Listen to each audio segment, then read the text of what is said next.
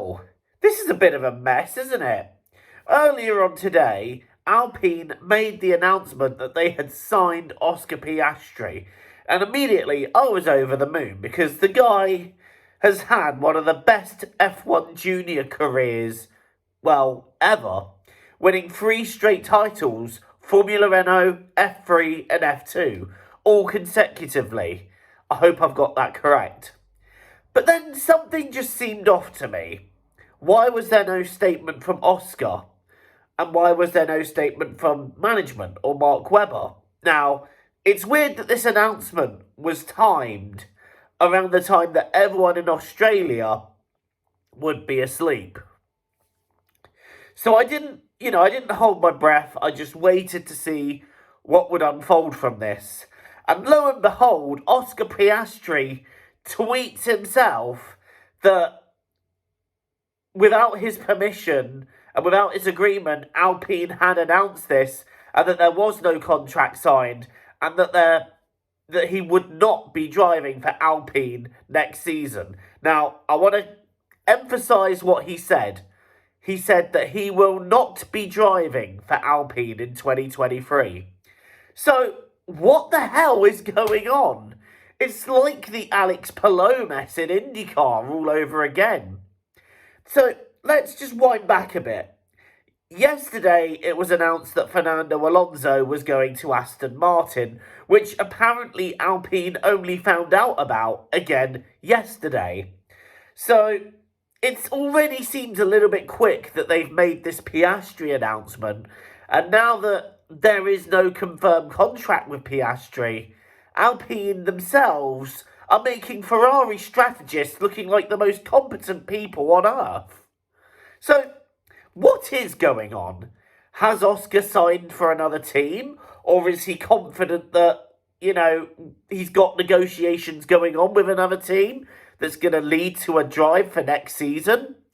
Or is he simply on the sidelines? Or has he just gone and blown his chance of getting into F1, as some people on Twitter are suggesting? I, myself, have no clue what's going on, but I can see every point of view. On the one hand, if he's already signed a contract for another team, then what the hell are Alpine doing? If, however, he's got negotiations going on where he's sure that he's going to sign for another team, again, this is a dispute that is probably going to be resolved later and potentially through a messy court case. But what if, say, he doesn't have this contract? Would this mean that he's on the sidelines for another season? And if so, would turning down the Alpine seat turn out to be a big mistake? We don't know.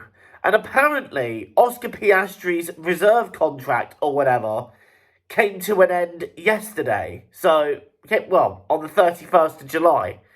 So, again, it's confusion and it's a whole mess. And your guess is as good as mine as to what's going on. Personally, I can't see that justifiably he would so publicly shut Alpine down unless he had a solid negotiation that was going to lead to an F1 seat with another team next year.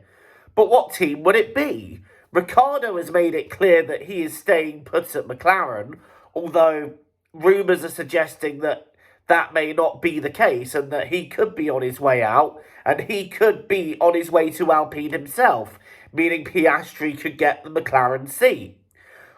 If Oscar Piastri was signing for Williams, I'm not so sure that one would make sense, but especially given that Alpine would be a more promising prospect than Williams, in my humble opinion. And if he doesn't have a contract with any other team, well, again, that wouldn't make sense because potentially he would have just pissed away an F1 seat. Again, your guess is as good as mine as to what's going on. How is this going to unfold? Guys, let me know what your thoughts are in the comments box below. I'm intrigued to hear. This silly season is going to be something of a classic.